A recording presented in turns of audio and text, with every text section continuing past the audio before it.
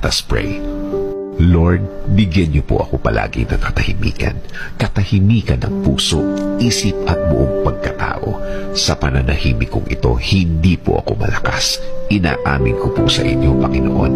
Ako po ay naghihina at alam ko po na kayo ang dapat kong kapitan. Alam kong kayo ang dapat kong paniwalaan na ang lahat ay magiging okay, ang lahat ay magiging maayos, ang lahat ay magiging tahimik.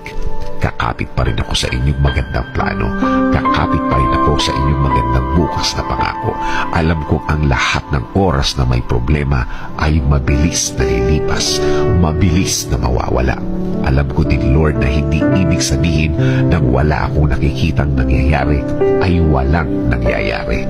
Alam kong inumpisahan niyo na akong tulungan sa ibang mga bahagi ng aking problema. Alam kong magiging okay, Lord. Alam kong bubuti ang lahat. Alam kong